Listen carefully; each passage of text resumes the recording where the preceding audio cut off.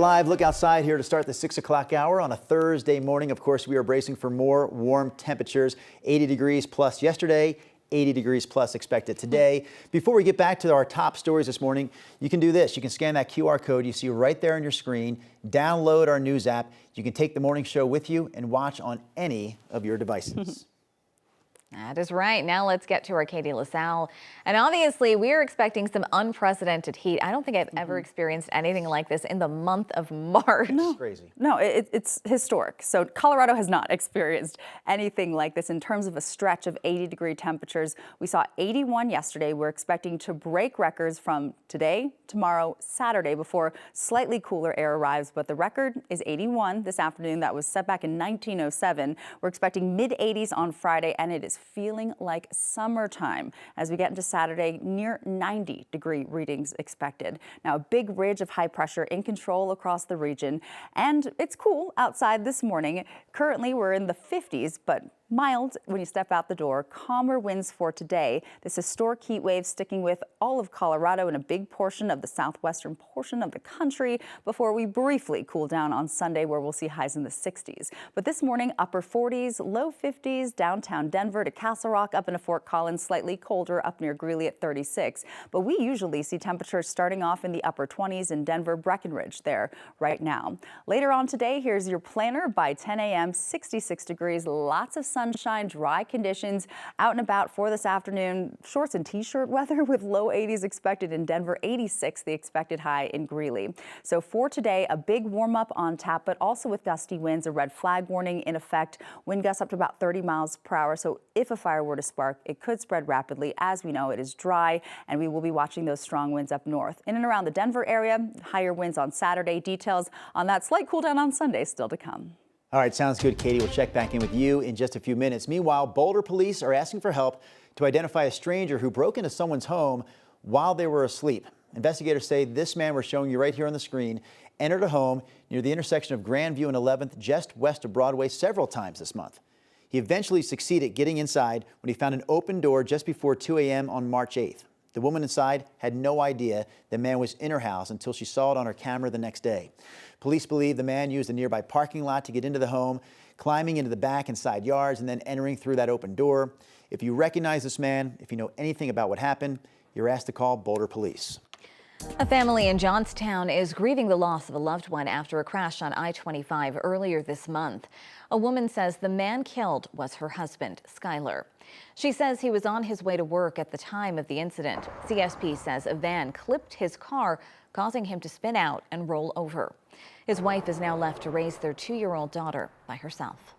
He was always there for anyone who ever needed anything. He loved to talk and stay busy, and he was just the most amazing father that I've ever witnessed. Fox plans to host a celebration of life this Saturday in Longmont. CSP is asking for witnesses and dash cam footage of the vehicles before they crashed. The former bus aide in Littleton who abused nonverbal students with special needs was sentenced to 4.5 years in prison. 29-year-old Kiara Jones pleaded guilty to 10 felony charges and 2 misdemeanors for assaulting students in 2023 and 2024. Those students, of course, couldn't tell anyone what was happening to them, but video captured the assaults. Jones faced a sentence that is, of up to 7 years in prison, but again was handed just a fraction of that, stunning the parents of one of the victims. I'm honestly kind of appalled a little bit at the compassion that was shown for the defendant. Talking about her childhood trauma as if that is a crutch to inflict it upon someone else's child. Jones, meanwhile, did not speak at the hearing. Instead, her attorney read a letter that Jones wrote expressing remorse for her actions. She also denied allegations of attacks that were not captured on video. The power is back on at DIA after an outage that caused problems at the airport for around an hour. DIA says the outage impacted the trains to get to the gates, movable walkways, and bathrooms. During the disruption, the FAA put the airport on a ground stop. Things were up and running again by noon. Now, airport officials say it was a problem related to XL equipment linked to one substation. The utility is trying to determine the cause. We are told that could take a few days. Well, organizers plan to cancel Denver's annual Cesar Chavez March and Celebration. That decision comes after allegations of sexual misconduct against women and girls came to light. 9 News reporter Courtney Yoon joins us live here this morning with more on the story. So Courtney, we know these allegations came from several different people, including a fellow civil rights activist.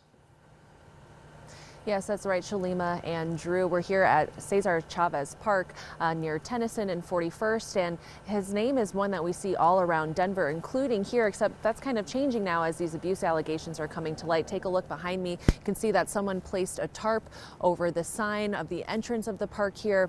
And then my photographer, Alex Dickey, is also going to show you someone covered up his name with paint here on the side of the park on this concrete here. And there's also a statue of him in this park that has also been covered up with wood. Now, one of his strongest allies, Dolores Huerta, is coming forward publicly for the first time on these abuse allegations. The New York Times published a report detailing accusations against the labor rights leader who died more than 30 years ago. The Cesar Chavez Foundation, the United Farm Workers, both put out statements announcing plans to cancel events in Chavez's honor.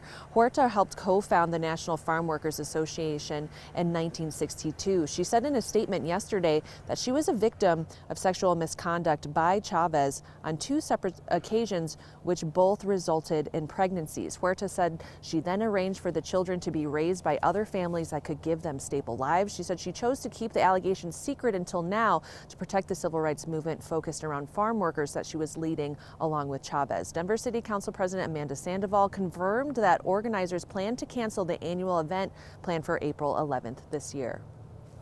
It was a whole entire movement that shined a light on inequities. And I grew up not eating grapes in solidarity with the United Farm Workers movement. And so I hope that none of that gets lost. Sandoval says she plans to meet with the mayor's office to discuss changing the name or renaming Cesar Chavez Park, again located here at 41st Avenue and Tennyson Street. The city is also hosting a press conference later on this morning at 10 o'clock. We'll be there and we'll be sure to keep you updated. Live in Denver, Courtney Yoon, 9 News. All right, thank you, Courtney.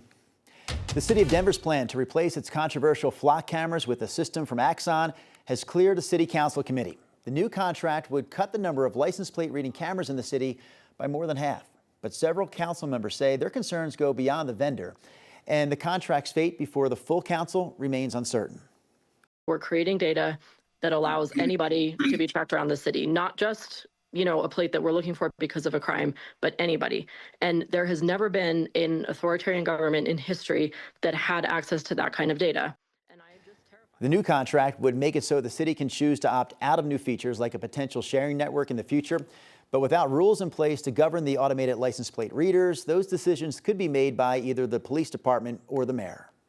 Denver Health is now weighing in on a lawsuit fighting for the ability to medically transition children. A group of parents sued Children's Hospital Colorado after it stopped providing the treatment.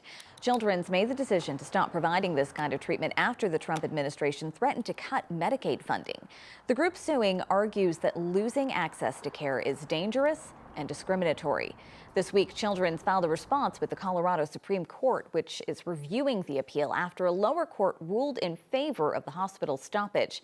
Outside of losing funding, the hospital could also be at risk of losing its license.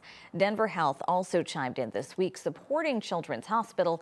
They've also stopped providing this treatment for minors and could be impacted by the court's decision. Now, the plaintiffs have a week to respond and can ask for an oral argument. After that, the Colorado Supreme Court will take some time to decide. Colorado's main oil industry regulator unanimously voted to fine Chevron more than $1 million over a well blowout in Weld County last year. The blowout happened near Gailton. It was back in April of last year. Gailton, of course, just northeast of Greeley. Chevron says a contractor tried to install equipment, but the equipment fell on them and broke their leg. The well then started to spew oil, gas, and water into the air. It forced a school to close down for nearly 2 weeks, and people in that area had to evacuate. The state's Energy and Carbon Management Commission handed down a $1.7 million penalty. Now, the state says full cleanup is expected, but not until the year 2030. Well, Texas Republican Senator Ted Cruz has called for the FAA to review millions of dollars in federal grants to the Denver International Airport after City Council rejected a contract with Key Lime Air. Last December, Denver City Council rejected a contract with the airline because of reports it runs deportation flights for ICE. The contract would have given Key Lime Air 1,200 square feet of storage space at DIA. In a letter to Mayor Mike Johnston, Cruz said that vote violated DIA's grant agreements with the FAA. If the agency agrees, it could impact about $90 million of federal grants to the airport. The airline flies in and out of Denver and the Centennial Airport.